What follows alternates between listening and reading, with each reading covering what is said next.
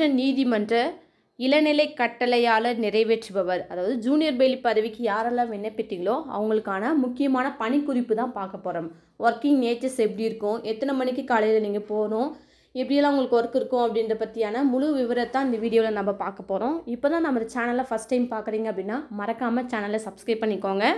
தெரிஞ்சவங்க யாராவது நீதிமன்ற பணிக்கு அப்ளை பண்ணியிருக்காங்க, ஜூனியர் பெயிலிக்கு அப்ளை பண்ணியிருக்காங்கன்னா மறக்காமல் அவங்களுக்கு இந்த வீடியோவை ஷேர் பண்ணுங்கள். அவங்களுக்காவது கண்டிப்பாக பயனுள்ளதாக இருக்கும். ஸோ நம்ம போகலாம். ஃபஸ்ட்டு ஒன், காலையில் நீங்கள் 9:45க்கெலாம் வந்து பார்த்தீங்கன்னாக்கா நீதிமன்ற அலுவலகத்துக்கு நீங்கள் போயிடும். ஓகேங்களா, காலையில் 9:45க்கு. செகண்ட் ஒன் பார்த்தீங்கன்னாக்கா வழக்கு நோட்டீஸ்களை நீதிமன்ற அலுவலகத்தில் வாங்கி அதை சரியான முகவரியில் சமர்ப்பிக்க வேண்டும். உங்களுக்கான ஒர்க் என்னென்னு பார்த்தீங்கன்னாக்கா அவங்க வழக்கு சம்மந்தமான நோட்டீஸ் கொடுப்பாங்க. அந்த அட்ரஸில் போய்ட்டு நீங்கள் சமர்ப்பிக்கிற மாதிரி இருக்கும். எந்த அட்ரஸ் சொல்கிறாங்களோ அந்த அட்ரஸில் போய் நீங்கள் சமர்ப்பிக்கணும். ஸோ ஈவினிங் உங்களுக்கு எப்போ ஒர்க் முடியும்னா 5:45க்கு ஒர்க் முடியும்.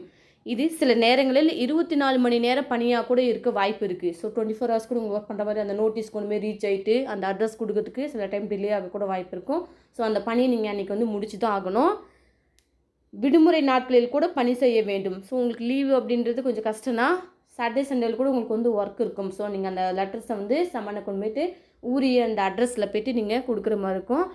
காலை, இரவு, வெயில், மழை மற்றும் பல்வேறு இடர்பாடுகள் தாண்டி வேலை செய்ய வேண்டும். ஸோ வெயில் அடிக்குது அப்படின்னு சொல்லிட்டு மழை வருதுன்னெலாம் இருக்க முடியாது.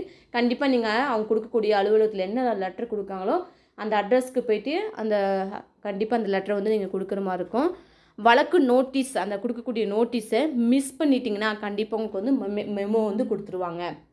நீதிமன்ற அலுவலகத்தில் இந்த அட்ரஸ்க்கு போய்ட்டு நீங்கள் கொடுத்துட்டு வரணும் அப்படின்னு கொடுக்கும்போது எங்கேயாவது மிஸ் பண்ணிட்டீங்க, போகிறவள்ள எங்கேயாவது காணாமல் போயிடுச்சுன்னா கூட உங்களுக்கு மெமோ கொடுத்துருவாங்க. ஸோ பத்திரமா எடுத்துகிட்டு போய்ட்டு பத்திரமா அவங்க அட்ரஸில் கொடுக்குற மாதிரி இருக்கும்.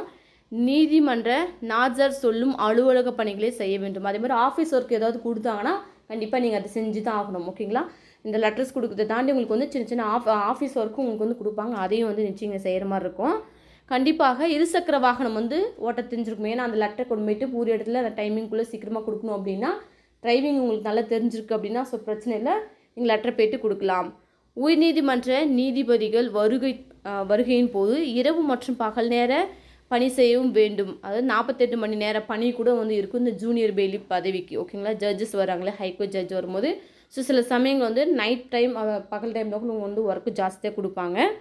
ஓகேங்களா, அடுத்து இதனுடைய வீடியோட அடுத்த கண்டினியூ பார்த்தீங்கன்னாக்கா நெக்ஸ்ட் வீடியோவில் பார்க்கலாம். இப்போதைக்கு ஜூனியர் பெயிலிஃப்கான முக்கியமான பாயிண்ட்ஸ் பார்த்துருக்கோம். அடுத்த வீடியோவில் எப்படி இருக்கும் அப்படின்றத பற்றி பார்க்கலாம். ஸோ தெரிஞ்சவங்க யாராவது ஜூனியர் பெயிலி பதவிக்கு விண்ணப்பித்திருக்காங்கன்னா மறக்காமல் இந்த வீடியோ ஷேர் பண்ணுங்கள், சப்ஸ்கிரைப் பண்ண சொல்லுங்கள். தேங்க்யூ ஃபார் வாட்சிங் வலை வழிகாட்டி சேனல்.